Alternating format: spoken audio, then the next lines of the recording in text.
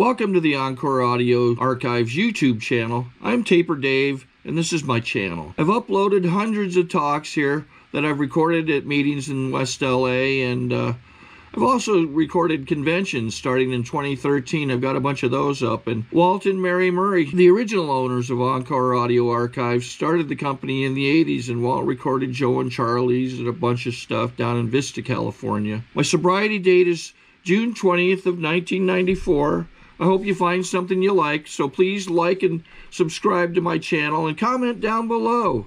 If you want to hear something that I don't have or that you don't see, I'll see that I get it. Anyways, take care and have a great day if you want to.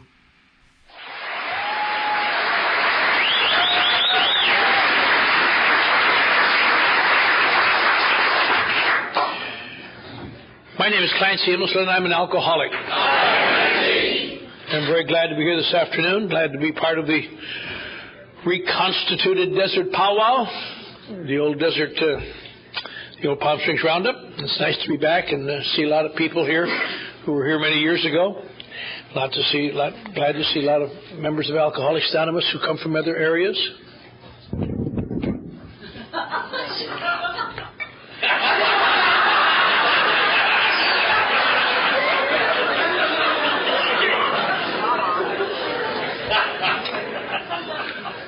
People come from other areas, and I've really enjoyed it very much. I've enjoyed the meetings. I've enjoyed the people. I've enjoyed seeing everyone. But it's all, again, just a backdrop to why we are here, that it is so easily forgotten that we are here for the purpose of, for some of us, a few of us obtaining, and many of us solidifying, and many of us maintaining sobriety. And in sobriety, there are, of course, several factors. There are a number of ways a number of techniques and tools we do. We heard very well about the steps last night from Bob, and how we work through the steps, and how sometimes our sponsors are mean and make us go back and do it again and again and again until we get it right, which is the mark of love, I think. And there are people who stay sober by themselves, who are loners. I was down in Australia a week ago, and I was talking on the phone to some guy in the middle of the outback who asked that I call him, and he said he just gets by on the book and tapes, and when he does come to town, he doesn't like what he sees. So I understand that.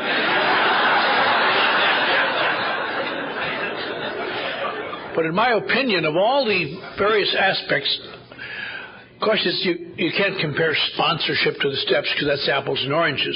Sponsorship is something entirely different that talks about implementing the steps. But in my opinion, the most important single aspect of Alcoholics Anonymous is sponsorship.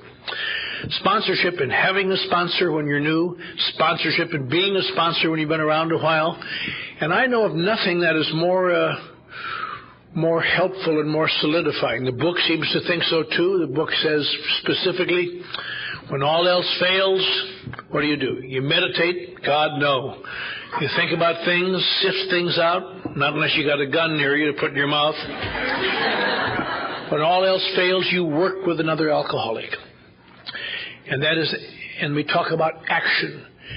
And you wonder, why should sponsorship be such a big deal? You know, you look back, I think of Dr. Bob, the first international convention of AA in 1950 in Cleveland, and he was helped to the podium. He was dying of cancer, and he had a few minutes to convey everything he learned in 15 years. He wanted to share it. And he was quite specific about 2 or 3 things that he wanted to talk about. And one, of course, was the one we think about a lot. He said, let's keep our program simple. Let's not louse it all up with Freudian complexes that are of interest to the scientists, but have very little to do with our work here, because what we have here is love and service. We all know what love is. We all know what service is. It isn't a mystery. People sometimes try to make AA a mystery. It is not a mystery. People with very complicated heads want to take a simple thing and make it complicated. And most all of us have done it when we got here. Turns out the project here is to stay here long enough till we can get simple enough to use this simple program, which is how it works. And then the second thing he said was that let us never be too busy to stop and give the man behind us a pat on the back, to help the man behind us. He says, because none of us would be here if someone hadn't done it for us, and that certainly is true.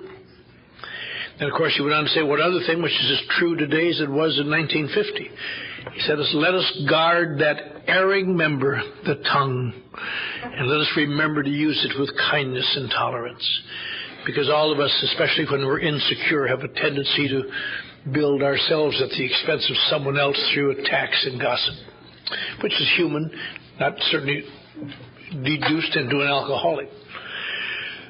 But of all these things, and one other thing too,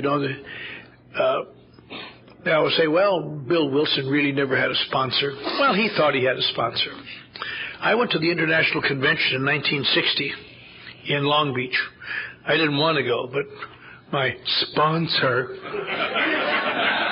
told me I had to go because I wasn't doing well. I had some old clothes and didn't have any front teeth, and I wasn't doing very well. And I knew I'd get there and I'd see someone that I'd worked in an advertising agency with somewhere along the line, or someone that I'd put on airs with. Now they'd see me for what I was, just a ne'er-do-well phony.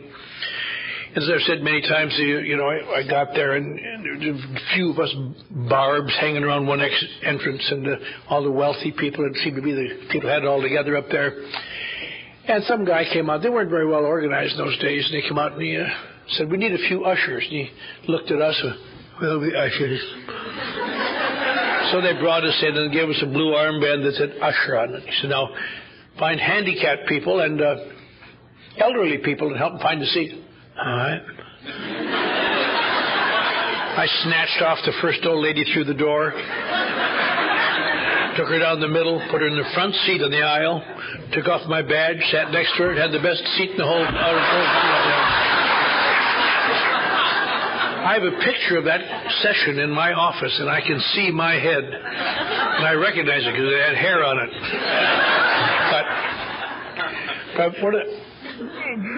It may have been it may have been the best AA meeting ever held. Not because I was there, but because what happened, because Bill Wilson was the chairman. He's the leader. And he was so proud, he introduced his sponsor, who gave the only convention talk he ever gave.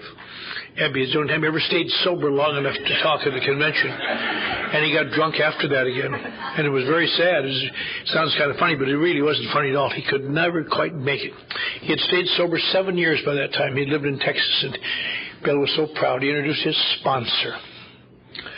And then he got up and gave a talk, and then, of course, later on he introduced Lois, and she talked. He introduced Sister Ignatia, and she talked, and introduced Sam Shoemaker. Just like if you'd been around, knew anything about AA, and I'd been slipping for years, so I heard all these names. It was just fantastic. I tell you, I left that meeting with a man named Eddie Regan, and we were on such a surge that it changed my life for about 5 days. It's just pretty soon I was back to myself again, But I always thought about that. God, Bill Wilson had a sponsor. Everybody has a sponsor. The only guy I ever heard that I know of personally, any long-term AA that didn't have a sponsor, and it just used to make me crazy, was, you know who? Chuck Chamberlain. And he'd get up and he'd say again and again, and he was my sponsor on good days. I think someone told me once upon a time I was the only person he ever acknowledged sponsoring, and he wasn't happy about that. But he meant to be, just sitting in front of him. But anyway, he would get up and say, I never had a sponsor. I've been, and on. And it's kind of hard. You're sitting there with someone that you're sponsoring, trying to get him to do something. And they're, well, why should I do that? He doesn't have a sponsor. And the answer to that is, shut up. God, I've sat with Chuck a lot of times. it finally struck me why he doesn't have a sponsor. I finally realized that, and I believe it to be true, and I believe it to be true for 25 years now. Because he's one of those few people, I've only known 2 or 3 in my whole life, who came to AA totally surrendered. He came to AA totally surrendered without any expectancy of anything happening, as he often said, and I believe him. I've certainly sat and talked to him a lot of months, and a lot of hours in his house and in the car and going places and coming back, and he came to AA totally surrendered. But I would say that 99 9/10 of us don't come here totally surrendered. And we have to be surrendered a little bit, and we have to be guided a little bit. Now, I know there are people who respond to different forms of guidance. There are people who swear by that there's someone's love has enabled them to change. And it must be true because people say it's true. There are people apparently who hear something along the way that changes their entire life. I mean, I'm sure if you've been around AA a while, you've heard them. They say things like, I couldn't find any comfort. And I went to a meeting one day and I heard this man say, blah, blah, blah, and it all fell into place. And then it's just been wonderful. And I've sat and gnashed my teeth. Why didn't I ever hear somebody say something like that? Instead of going back to the Big Springs nut house for more shock treatments. Would be nice. I think that's, I worked out on Skid Row, and I see dying men and women, and it'd be nice if they, and not only that, but people have the effrontery to refer long-term slippers. You better go see that Clancy, In other words, they're saying, I'm tired of taking time with you. Go see that Clancy. And wouldn't it be nice to be able to have a sentence to say? You say you're having a great deal of difficulty and problem.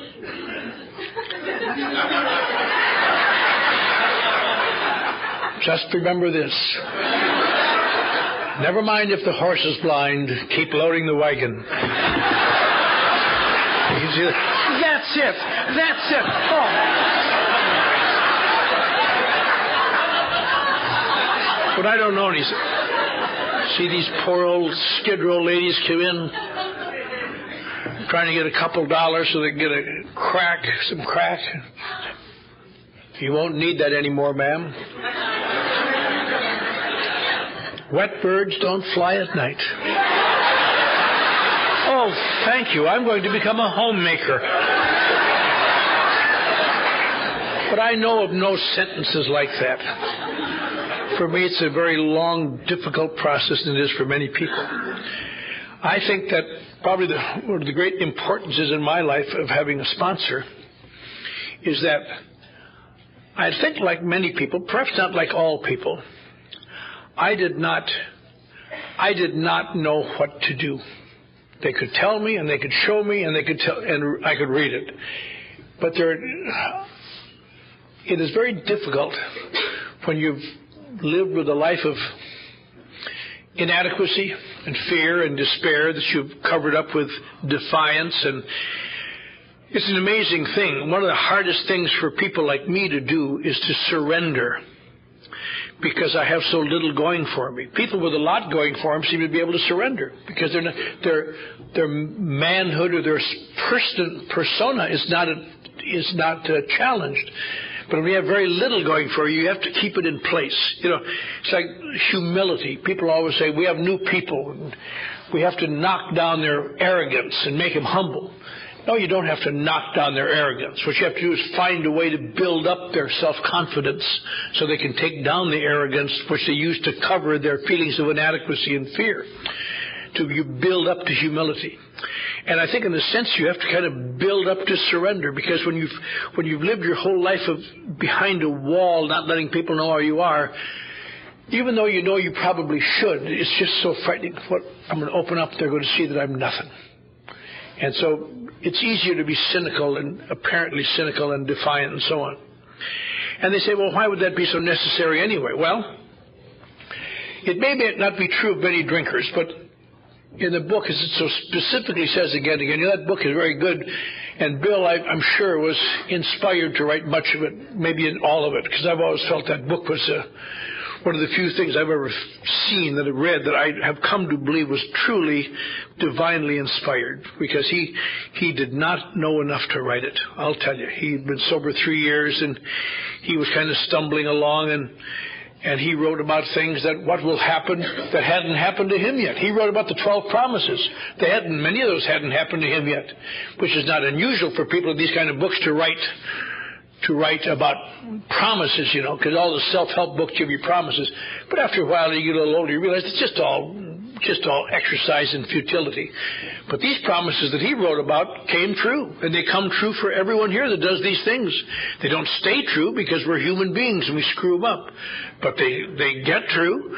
I remember sometimes it's baffling. I remember talking to, when my family was moved out here after I was sober several years, and I finally, instead of living in a little apartment, living in a house with dogs running through and bills and troubles and cares and screaming and no sleep ever, just no rest and simulating interest in others' illnesses. And then on top of that, finding myself going broke. And I called up Chuck. I said, you know, Chuck, we got in the middle of the conversation, you know, I guess that promise isn't coming true. You know, they said financial security will leave you. By Jesus, I'm losing it. He said, no, you've got it wrong, son. It says fear of financial insecurity will leave you. You can be as financially insecure as you want to be, but don't be afraid. I made a noise like a dial tone right after that.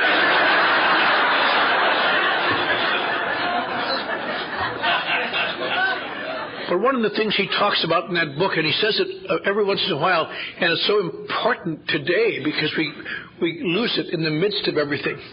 He talks about people, alcoholics of our type. And it just goes by till you, the alcoholics of our type will do this, but that is the operative force behind Alcoholics Anonymous. And that is the answer to all these various fringe operations that claim to cure alcoholism in 5 days, claim to get people sober, they stay sober.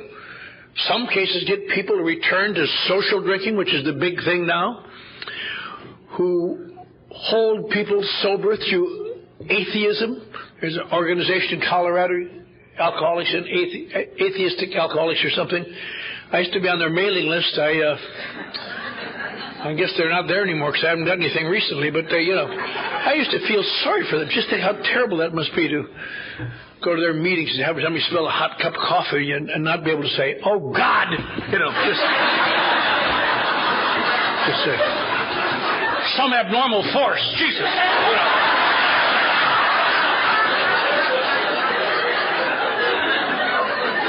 And they got these people who are every few years they got them again now. Returning to social drinking. In 1965, I was working in a television station in Hollywood, Channel 9, and they brought in, I'd been sober about 7 years by this time, and I was doing a little better, and I brought in this guy from the Schick Shadel Institute in Seattle, and they had a new program where through the application of enzymes, missing enzymes in the body, they could take alcoholics and return them to social drinking. And I thought, Jesus, just my luck. I just missed that, baby. And so I went down, stood behind the camera while I interviewed this guy. And he talked about it. And he said, yes, many times people have thought, I'm a known alcoholic, been in jail many times. But it's now understandable. We now understand that there's a physiological reason for alcoholism. And as he wound up, he said, I can do something that I defy alcoholics to do without enzyme imbalancing. He picked up a martini and drank it. And I didn't even want it, but my tongue went, you know. So I like the taste of martinis, not the effect.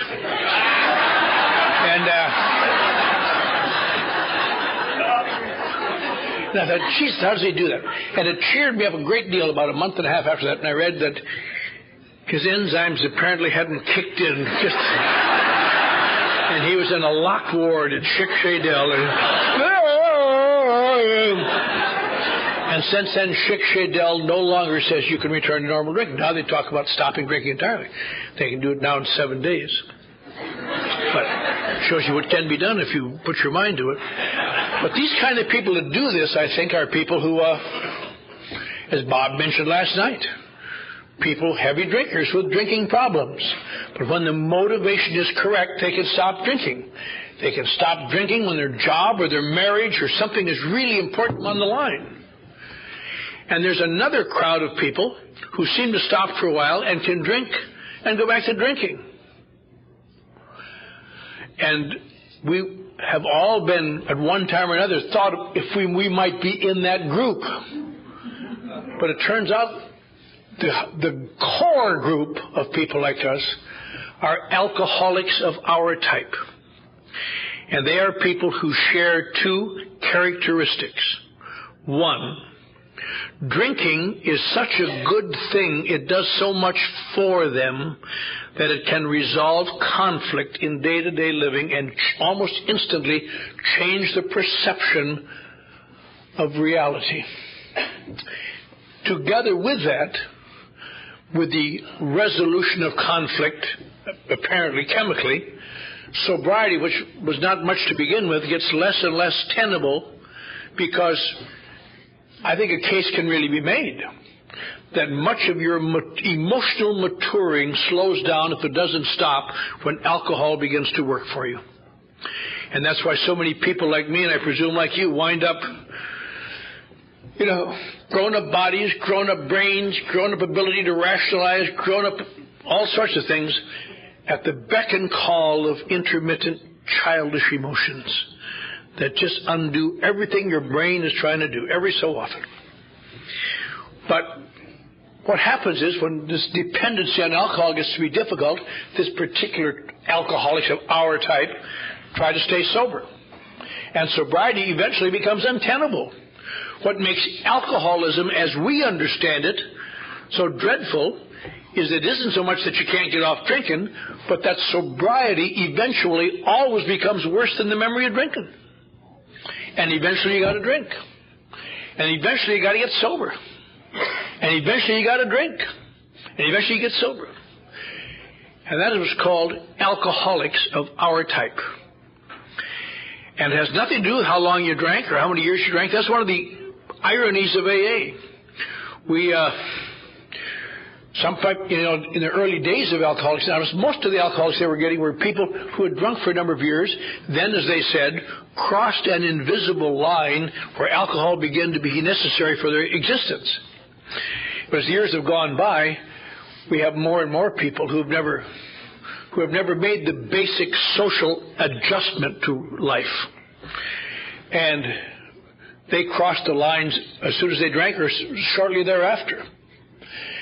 Which is kind of as my first sponsor pointed out to me, he said, nothing in AA ever asks you to go back to anything, because that's all sickness. The only line in the book that talks about going back says some people return to normal living. And I was referring to those guys in the early days. He said, but guys like you never had any normal living, so just forget it. Just erase that sentence. I was going to say something, but I couldn't think of anything to say it, but it was true. So, but that's what makes this paradox in AA. You get old fools get up the podium and say things like, I stayed dry, drank for 35 years before I came to this program, and looks accusingly at some little snots in their early 20s as if to say, how can you be an alcoholic, you little snots? I've drank longer than you've been alive. And what they don't realize, the little snot is looking up thinking, you can't be much of an alcoholic if you lasted 35 years, you old son of a bitch. As it turns out, it isn't how long you drank, it's when it begins to do that for you, when it becomes to be a necessity. And so people come here broken on this rack of they can't stay sober and they can't keep drinking. And they come to AA. And so it really is a miracle that people stay sober here. Because people like us have been exposed to loving, kind, good help. We used to say for 4,000 years. But now it's longer. In the paper the other day, they talked about finding some wine 5,000 years before Christ. So that's 7,000 years we've been out there trying. No wonder retired, Christ. But as long as there's been alcohol, apparently there have been people who react differently to it, who get this unusual reaction. Don't notice the unusual reaction. What makes it so difficult to accept, if we could just come here and say, yes, I'm getting a terrible reaction to alcohol, I can't stay sober, help me. But it isn't that way, because nobody ever knows they're getting an unnatural reaction. You have nothing to compare it against. That's just the reaction you get from alcohol. If we sat down and had a dish of strawberries, I could not judge at all that the reaction I'm getting from it is different than the one you're getting. Because I have no comparative. All I know is I drank and other people drink, and I'm in some kind of trouble, but it isn't really the drinking, it's all these other things. And so when you tell me you're going to get me better by praying, when you're at wit's end, those 12 steps are enough to gag a maggot. It's just hideous, Well, you're going to admit you're terrible old drunk and you're crazy, and you're going to turn it all over to God. He's going to make it all right. You're going to write down all the secrets you never told anybody. You're going to read it to some blabbermouth. You're going to ask God to remove all your defects of character. You make amends to those dirty bastards who've been screwing you for 20 years, and more inventory, and then you can sit in your room and think a while. And you can carry this message to others. I think the Spanish language has a colorful word that deals with that. It is adios. That's all very nice, Jim, but it doesn't help me. And then we get down to the root of sponsorship. That's what sponsors are for. To take people who can't accept these things and little by little, in many cases, have them take actions that seem to have no application to what these things are talking about that bring about a change. Probably the hardest thing in sponsorship, at least for many people, is to really believe that the sponsor knows the intricacy of my life. Something Bob said last night again. He said he'd heard several inventories, and there was nothing new in them. I think that's true. I know when I took my inventory with my sponsor, finally, I would have bet that he's going to make me get out of his car in Oxnard and hitchhike back and maybe clean off the seat with some antiseptic.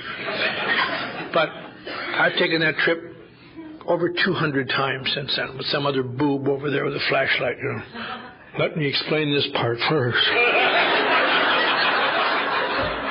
And there's nothing ever new in an inventory. You wish there would be after a while.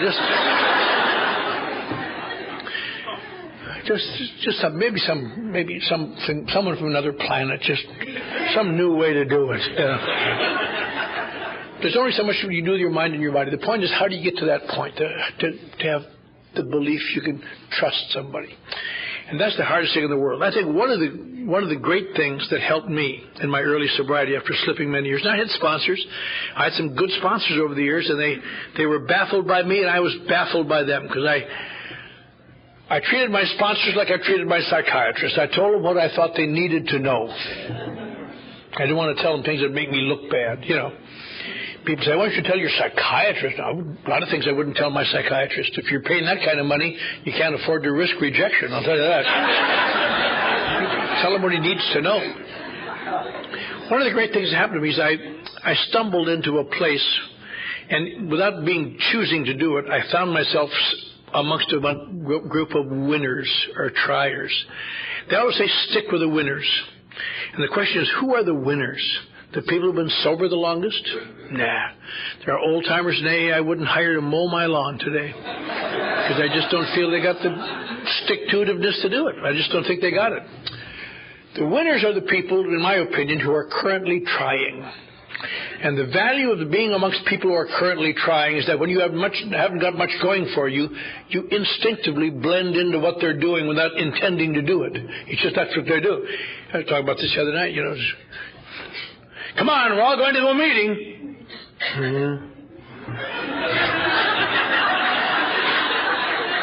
Come on, we're going to help Fred move. Move.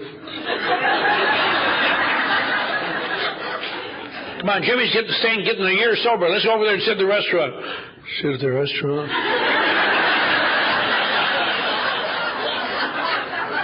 And little by little, you take actions that enable you to stay sober. Painfully sober is a rule, but sober. And And then what happened to me is that someone said to me, you have to get a sponsor. And I'd had sponsors. But I thought who will I get as a sponsor? I need someone, hopefully, who will get me some front teeth and get me a ticket out of here. I tried to do my sponsor. When I lived in Dallas, I got a pediatric doctor as my sponsor because the kids needed help, that's all. But I never talked to him except I told him their symptoms several times. But I've had sponsors. The editor of the El Paso paper was my sponsor when I needed to do some work there. I mean, sponsors are people and I saw this guy come in, and he had seen him in the movies. He was an actor, and he played character actor roles. Always the kind you see in the background. You never know their name in the old stock companies, but he was a loving guy. And he asked to be my sponsor. His name was Bob B. And he said he would. And it turned out, as I've said many times, he should have won the Academy Award for every loving role he ever played, because he was a cruel, right-wing, fascist AA pig. He just was terrible. In fact, about 2 years ago, I was going down to Oceanside or someplace to talk on Sunday night, and I had one of the FM stations on, and there was an old radio program called Johnny Dollar. I didn't know what I was listening to, and I heard his voice because he played Johnny Dollar and those things. You're dead. Go back in your grave. I thought he had me for a minute. He said, line up against the wall. Okay, Bob, let me stop the car first.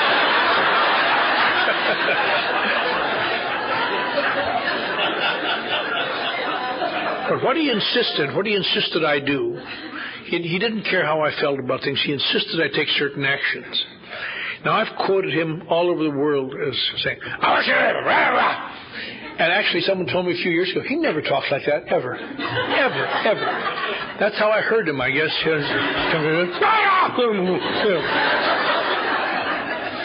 But he insisted I take actions, and he said, that's the only way people like you are going to stay sober. And little by little, he would have me do things that and at first they were just, I suppose in a way, as I've said again, I've said this a lot of times, I don't know why would I put up with it? Because why would you take crap from someone? You don't have to. They talk about, they accused me in my area of being a dictator-type sponsor. But it's impossible to be a dictator-type sponsor without the absolute approval of the dictatee. Because all he ever to say is, screw you, and it's all over with. There's no more dictatorship. That's one of the reasons that some old-timers think there should be AA police. Come in the night and say, did you say screw you to your sponsor? Come with us for a little re-education down at the camp. Why did anybody take it? In a way, I suppose, as I've often said, in a way, I begrudgingly respected him for being able to see through my crap. I love people who I used to love and do now, people who like me just for being me, or what I'm pretending to be at that time a lot. But I never respected them, because if I can fool them, they're dumb. Nice, but they're dumb. I didn't like people who could see through me, but I begrudgingly respected them, because they wouldn't put up with my crap. And he evinced some love and some affection to me, but he didn't put up with my crap. And surrounded in this club and all these, and have nothing going for me. And he got me to do things that I can't conceive myself doing a couple of years before that, unless I were that desperate, Go and apologize to that woman. Why should I? I've been told that you called her a bitch. Never get a sponsor that's got snitches in other meetings. She is a bitch.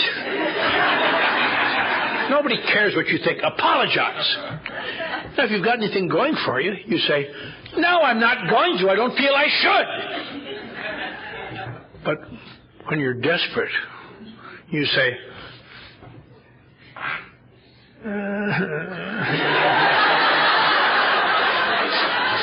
sorry.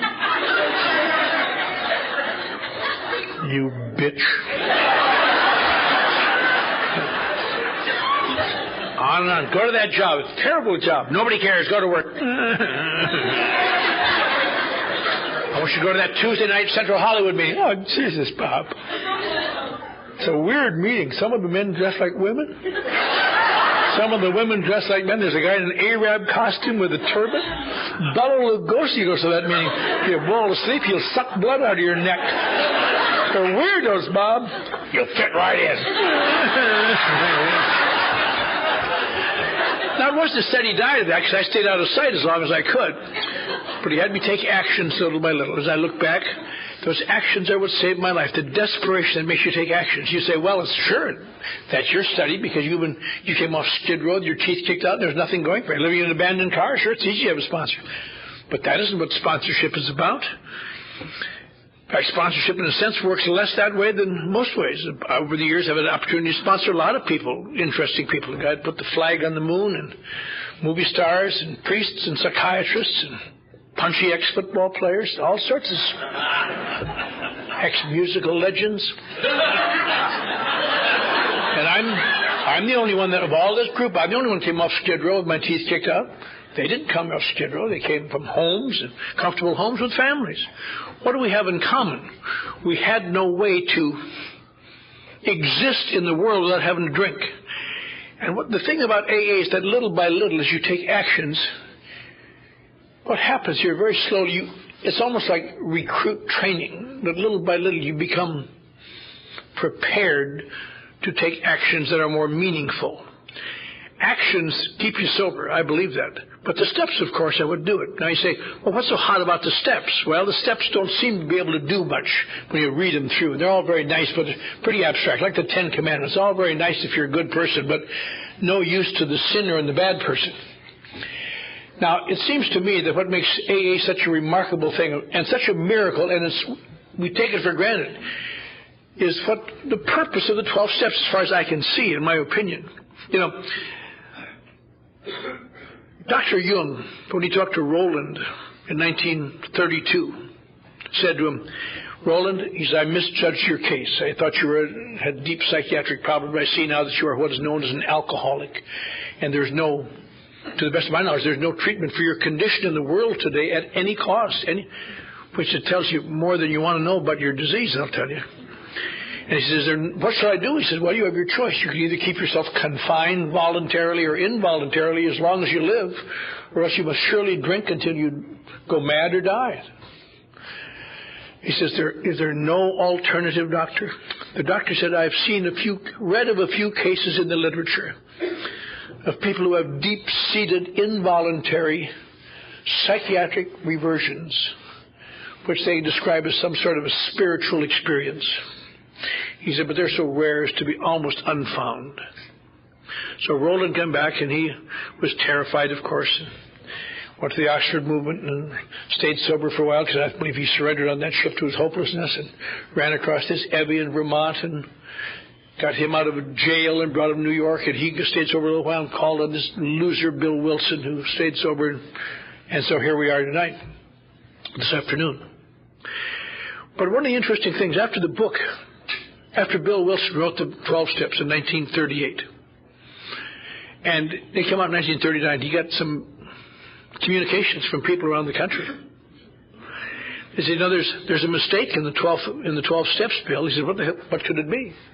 He said, in the 12th step, you have, and you see this in the first edition of the book, Alcoholics Anonymous, having had a spiritual experience as the result of these steps, we tried to carry this message to alcoholics, and to carry this message to alcoholics still suffer.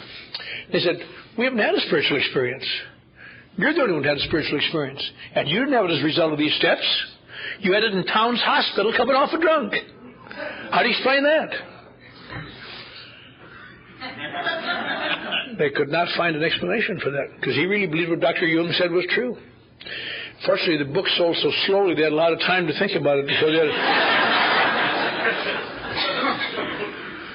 But I think eventually, after much soul searching and talking with each other and talking amongst themselves and talking to people, they started to get a glimmer of something that, when you think about it, we hold true today, certainly as the bulwark of Alcoholics Anonymous.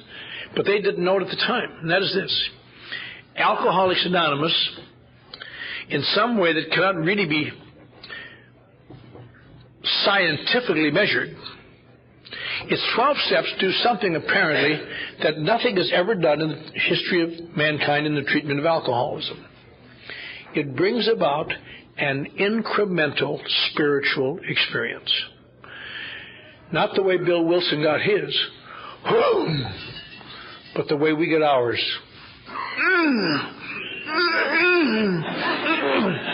Make amends to that bitch. And on and on and on. And one day we stand, and I think that's why the next printing of the book Alcoholics Anonymous, they changed the 12th step, the only thing that's ever been changed in the 12 steps. And it reads now as it always has read since then, having had a spiritual awakening as the result of these steps. So the number one function of a sponsor, it seems to me, is to get people to take actions they do not yet believe in, to be a source of, to make that person believe they care and what they're doing and accept them for what they are. I suppose the greatest time that comes is when they've written, I was thinking about that the other night, I was just doing a 5th step, Thursday night, and it's always the end of the 5th step, they look at you almost a little, do you still like me? They don't say it, but they look at it. And you really have a great chance that it's okay. Nothing in there new, nothing strange. Oh, I'm so glad, you know. But little by little, the great purpose of having sponsors, having someone to turn to, so there's a great book written about the history of AA called Not God. And they talk about the early days of AA. That was the great concept, to try to get the alcoholics to realize, I am not God, there are powers higher than I, and to come to believe in them. Now they say, well, you come to believe in God. But people such as me couldn't do that, because I was raised believing in God, and I so violated God, in my opinion, that if God grants sobriety on the basis of merit, there's no chance of me even staying sober at all. And they say, well, we all come here and stay sober. No, a lot of people don't. And how do you stay sober? Well, they say, through the grace of God. Which means, apparently, that God says, you can stay sober, you too can't, you can, this table can't. If that's the way it is, because God's grace falls on everybody, apparently. I mean, God's grace falls on some people who can stay sober. And how can you believe in that? And especially a person like me, who remember saying when I was first new to somebody, I said, there's no hope for me. I've broken all 10 commandments. And it wasn't for several years after that I realized I haven't broken all 10 commandments. I've never coveted my neighbor's manservant. But I've done so many terrible things that I can't accept God. And so I could not accept God. And like a number of people today, I'm so glad I accepted my sponsor as my higher power. For a number of reasons, I kind of respected him, and he couldn't send me to hell. And people say, oh, there's that crazy bastard got his sponsors as higher power. But I'll tell you this tonight, to say this every time to talk about it. I would rather see someone believe in their sponsor that they believe in than to pretend to believe in a higher power, in a God you don't believe in. Because you can always fool them at 8 o'clock at night, but you can't fool that dark at 2 in the morning.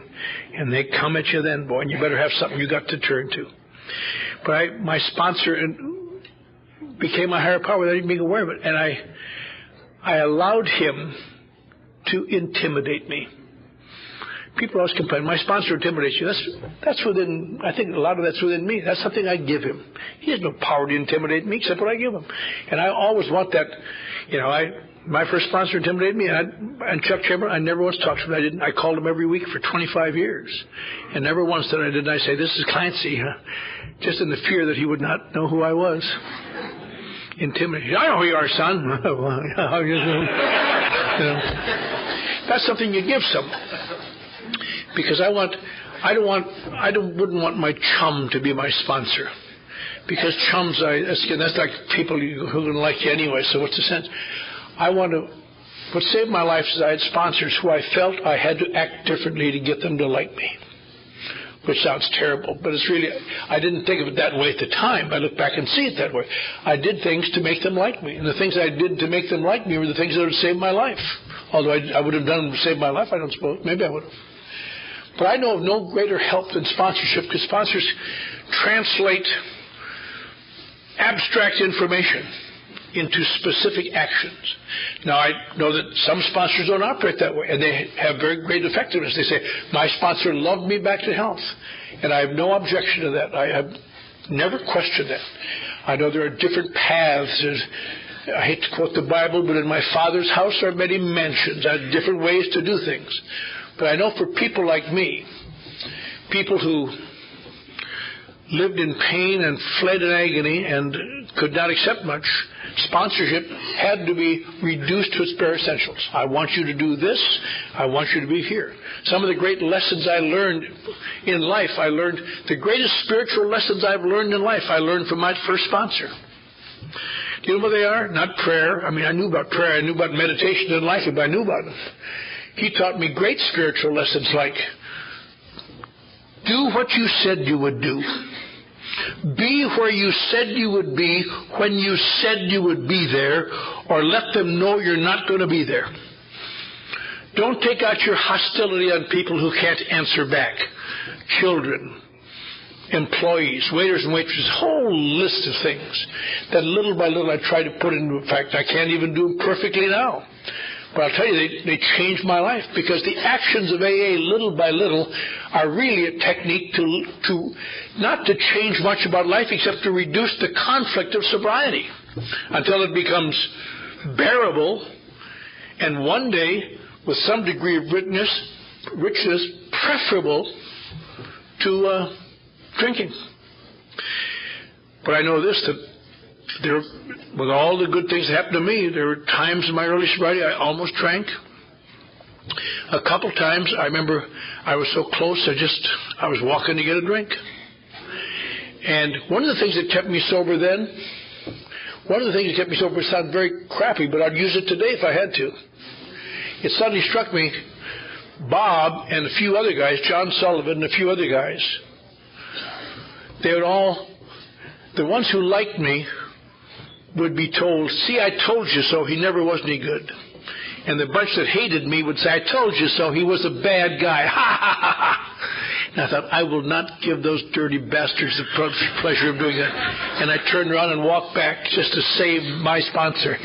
And now, this is not much of a reason, but I know this. I came to the conclusion, finally, I will commit suicide before I will drink. I will not give those people the privilege to attack the people who've been kind to me. And I'll tell you a funny thing. After 2 or 3 years, my sponsor started the Pacific Palisades meeting, 15 years sober, great man. Got mad at the Pacific Palisades meeting, and he got mad at his wife, and he got mad at a bunch of things. He stopped going to meetings. I talked to him. I said, Bob, you shouldn't go to meetings. He said, don't tell me how to do AA. My God, I got you sober. Stop it. And he got active, and he's going to help Synanon, help Chuck down in Synanon. And he got taking some medications for his nerves, emotions, I heard later. And he eventually drank, and he died drunk. This great man, people say, Jesus, Clancy, you're not doing very well anyway. Now your sponsor dead. Is that a bad thing? No. It strengthened me, because it proved again one more thing he said. If you don't do these things, you're going to get drunk. He stopped doing them, got drunk. He put an exclamation point on it. And the next sponsor I got, I wasn't looking for kindness and love very much. I was looking for action. A man who would pull me along on his swirl. And that's why I didn't like Chuck Chamberlain. I thought he was a little too smarmy for my taste. Just a little, oh, it's our beloved Chuck. Beloved Chuck, But he was the most active man I knew. And I've told this story before, but on my 7th birthday, I was the Sunday afternoon speaker. At the time, they had afternoon speakers at the Southern California Convention in Bakersfield. And the chairman was someone I sponsored. And the one who read Chapter 5 was someone I sponsored. And then they called on him. Just working, big shot, and broadcasting in Hollywood. I gave a good talk. And I rode home, and I had my wife and Tommy O'Mara with me, and we were coming across the river. I suddenly thought, I'm doing so well, I couldn't believe it. I probably have never been this close to drinking since the day I got sober. I better get a sponsor, because I'm just about to. I went through my head, I couldn't think of anybody big enough in AA to be my sponsor. Bill Wilson had been, but he got on that vitamin B crap. I couldn't use him. A lot of other things. I thought, I'm in trouble. So I got home that night and I called up this Chuck C, because he was the most active man I knew. And he said, well, come down and see me tomorrow. I didn't know what I talked about. Come down and see me tomorrow, son. So I went down there. By this time I was feeling a little better. I wasn't so sure that I'd taken the right step. But I thought, why not give him a break? So I said, Chuck, probably sounds a little strange to you. I've come down to ask you to be my sponsor. He looked at me with his big eyes. He said, you know, that's strange. I was at the meeting yesterday afternoon and heard you speak.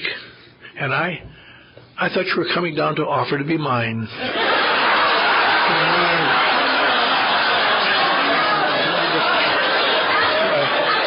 I wish I were. I thought, this is a bad choice, this guy. But he didn't much approve of me, but he took me on. Said, you can call me sponsor. I may not call you my baby, but you can be able to call me sponsor. He didn't talk that way either, but that's what I heard. And over a couple of years, you know, he used to talk about, I don't know what they're doing there in West L.A. It's nothing we do down here. It's not AA, but they're keeping people sober somehow, you know. And I had him come to speak at my birthday. And, God, he got up, and, of course, the group I founded, most of the people there I sponsored, and my birthday, so it was a big night. And he got up and said, well, I guess I'm just a fill-in between Chapter 5 and the real important coronation later, but if you don't mind, I'll say a few words about AA.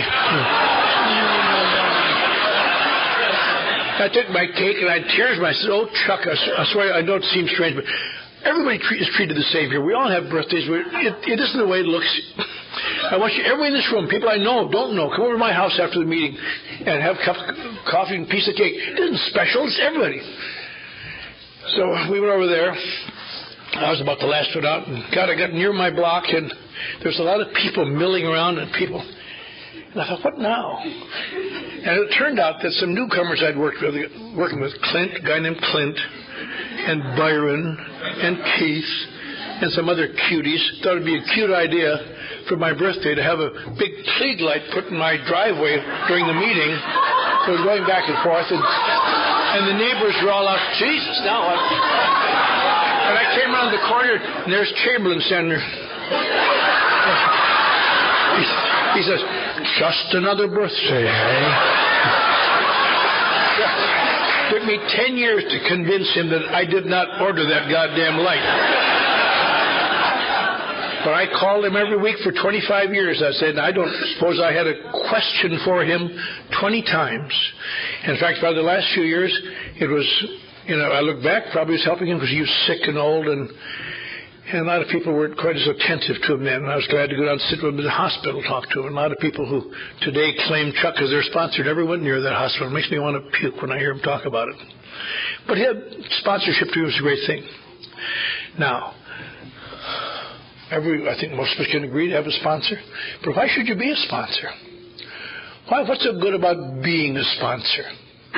Well, it's quite, apart from, as I said, the books talking about when all else fails, you work with another alcoholic.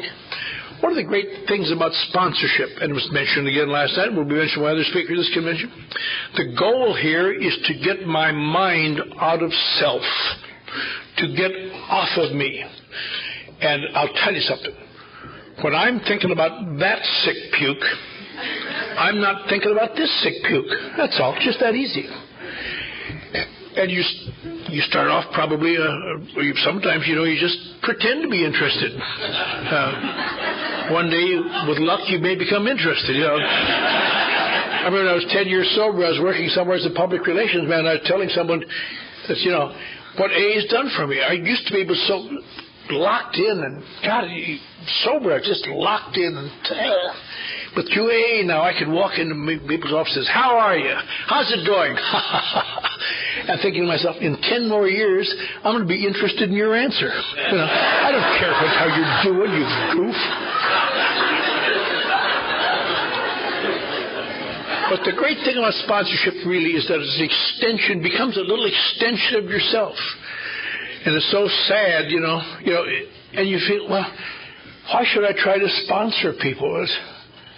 God, they just get drunk. You hear that all the time.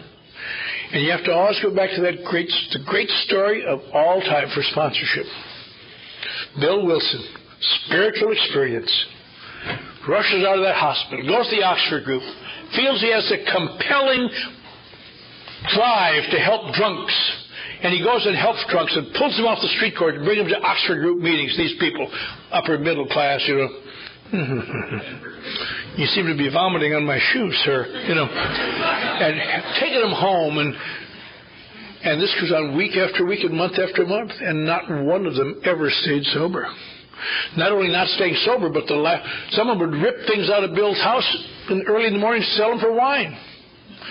And after about 6 months, Bill Wilson got up one morning. His wife was working. This kind of society girl had been reduced in the depression to working as a counter girl at a department store. And she was supporting everybody with her work. He couldn't work. Which seems kind of tough, but it worked in our family. But he got up one morning, and the guy he had brought home the night before had left, taken some stuff out of the kitchen apparently to sell. And he turned to his wife and he said, "Lois, I'm sorry. I won't do this anymore. I realize now that I've made a mistake. I thought I had something happened to me that maybe I could help people, but I've been trying to help people every day for 6 months, and not one person has stayed sober." And she turned to him, and I'll tell you right then, your life and mine hung by the thinnest possible thread. I'll tell you, not funny, thin thread. She turned to him and said something that changed the course of mankind. Most of us know what it is, some of us don't. I was having lunch with her a few years ago in Hartford. I said, "Lois, how did you ever think of that remark? It just changed the course of fate." She said, "I don't know, it didn't seem that important to me. It seemed quite obvious." What she said when he said, "I've tried to help these people and not one person has stayed sober." And she said, "You did."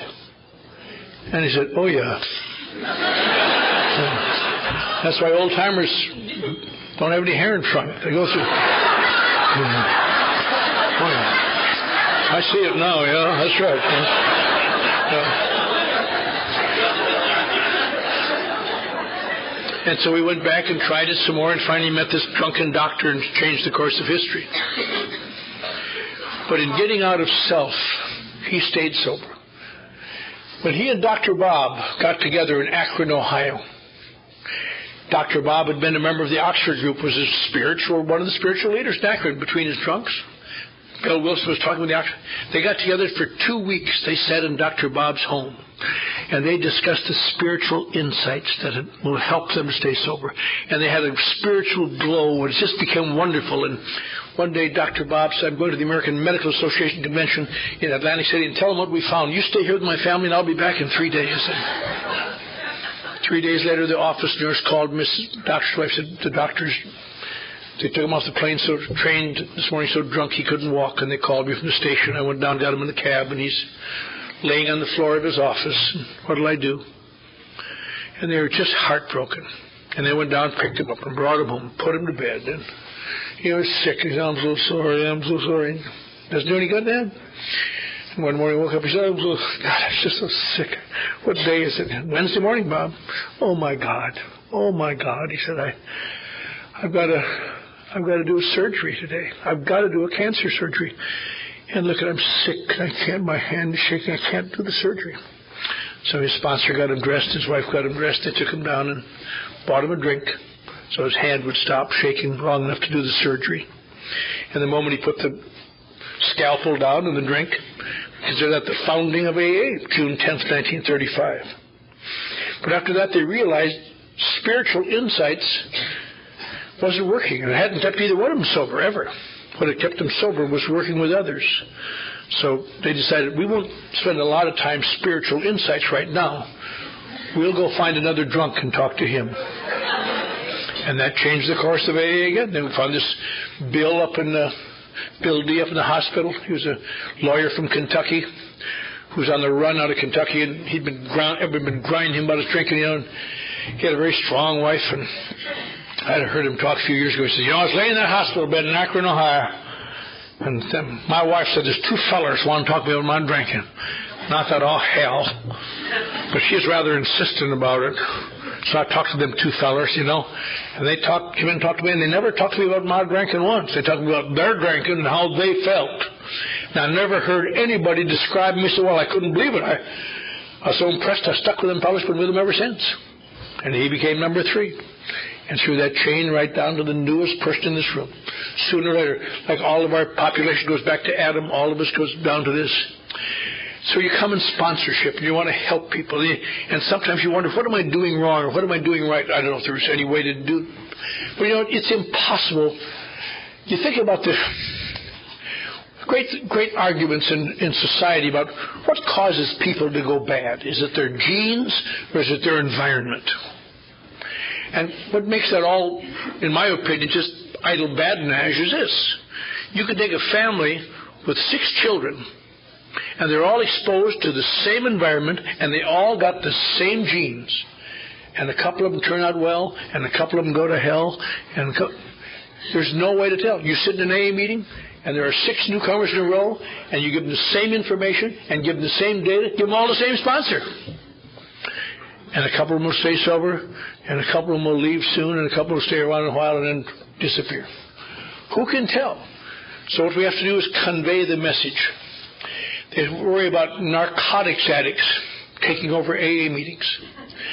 And that's true. They have some meetings they've taken over. But I'll tell you, I can tell you from experience, we're not against narcotics addicts. But the thing that makes AA work and that gives us a singular ability to help one another is that identification. As Bill talked to Dr. Bob, and then Bill and Dr. Bob talked to Bill D., and as all of us talk to one another. The identification. To this day, as much as I know about other people's problems, when a guy gets up to me and talks to the podium about just strict narcotics, I'm touched, and it's all very beautiful, but I have no identification. I don't know what the hell does that any more than a compulsive overeater or a compulsive gambler. I'm very sorry for you, but that's, you know, nothing to do with me. But when a guy talks about that surge of drinking and how tough it is to stay sober and what his sponsor had him do, and you can get in there right with him, yeah, and you little by little, that's what the identification is, what changes it. And that's what sponsors are uniquely able to provide. In addition to the things at the meeting, but you are able to say, I understand. You know, all of our lives, people like you and me have had people come over and saying, oh, I know how you feel. And you just want to shriek at them, no, you don't know how I feel. God damn it, you don't know how I feel. Get your hands off me. You don't know how I feel. And around here, you take these actions a while. And one day some old fool will come over and say, I know how you feel. And you think, why, for God's sakes, he does know how I feel. And that's the first rope across the abyss. Then there's more ropes, and one day of a little catwalk, and one day of a road, and one day of an 8-lane highway. But it all boils down to that. I understand. And sponsor, that's the gift they talk about. We've been given an unnatural gift to help others. What's that unnatural gift? That we're wonderful? Not at all. The unnatural gift is we have the gift of identification and saying, I understand, and enabling people to believe, I do understand, and you have it too. And they may get drunk. And then nobody you've worked with stays sober. Who knows? Maybe they will, and maybe they won't. The first few people I worked with certainly didn't stay sober, and some of the people I work with now don't stay sober. I lost one just recently. I just had long-term slipper. I thought I had that guy right on the road, and he just one day disappeared, and I felt bad about it. But there are people who do stay sober.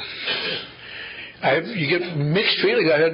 This year I've had 4 people I sponsored died this year. Long-term sobriety.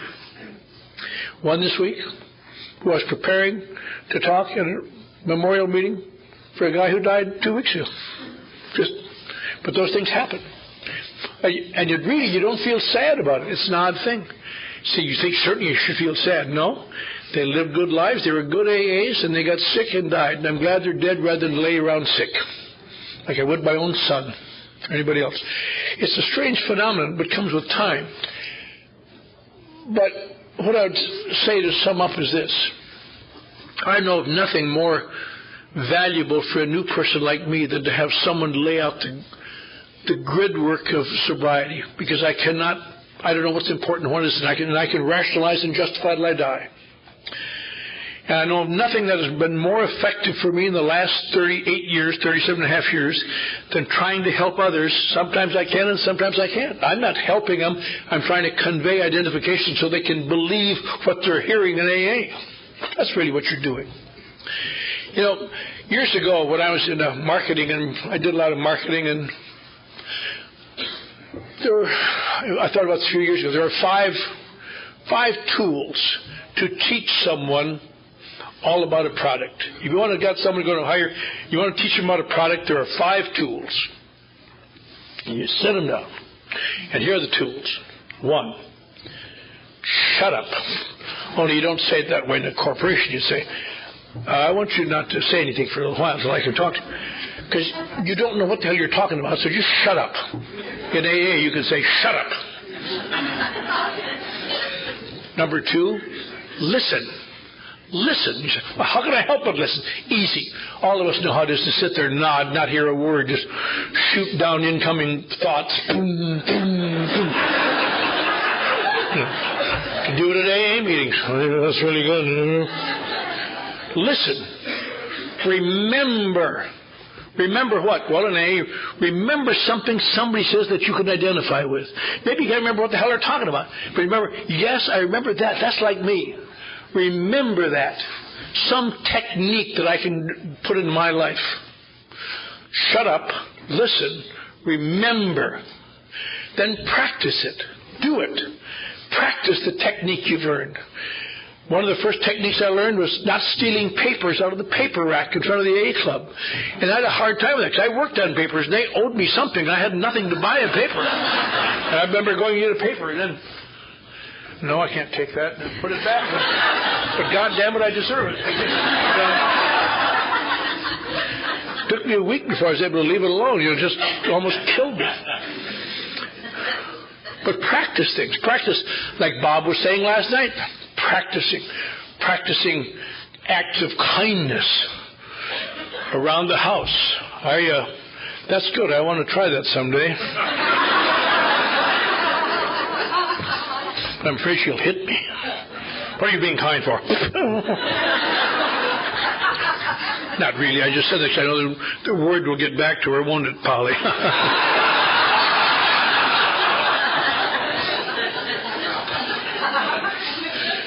Shut up, listen, remember, practice, and then the most important one of all, to master a subject, teach it to someone else. And in teaching it to someone else, you take all the abstract information you got in your head and run it through your own form of reference, and you teach it. I have learned more about myself by working with newcomers than I ever did by examining myself.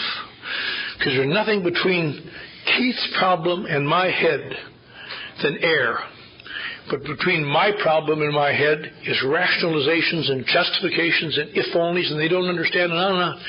And to get out of self, to teach, and you won't always be their sponsor.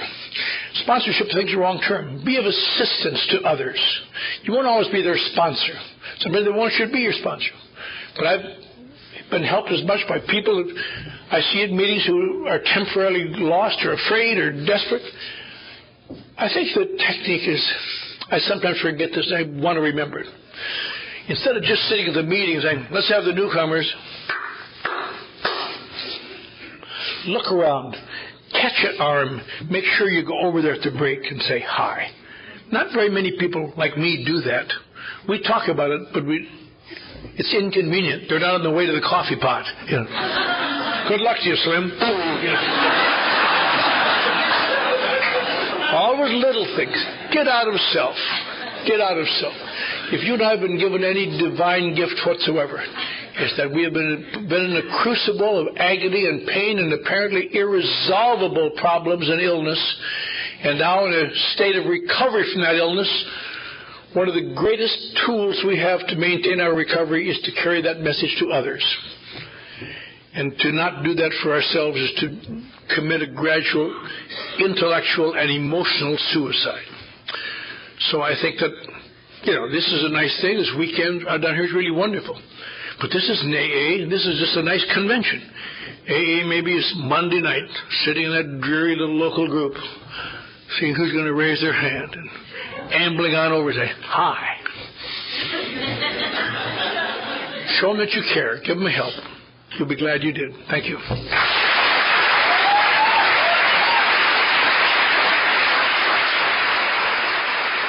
Sorry to interrupt your viewing. Taper Dave here. Just wanted to take a second to ask you to like and subscribe to my channel. Let me know if you like what you're listening. I've got some very good talks here, and this one's a great one. Just curious, do you think this is better than Zoom? Tell me what you think. Okay, this is how I prepare my drone for launching. I like to do it inside the cab of my truck so I'm not standing outside in the weather. To install the joysticks for control, up and down, right and left, powered on. I have an Android phone that I use to connect it to the drone with. And it's actually controlled through the iPhone, through an app. Oops, wrong way. It's actually controlled through the iPhone, or through this Android phone, through the app. It's actually controlled through the Android phone, through an app, and you connect it through this short connection right here.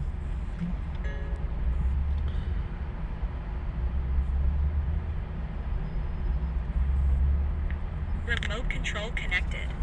Remote control's connected. So I pull out the drone. I have to extend the legs. Long legs extended first, then the short legs. Remove the gimbal protector. Set that aside, then power it on one short burst, then one long burst. I lay it down. So I have to go to calibrate. So the drone's not connected yet. It shows you here as this drone gets disconnected, even though the remote's powered on. So the drone has to establish it's connected. So I go into the app to calibration mode. First I'll calibrate the remote controller. Start calibration.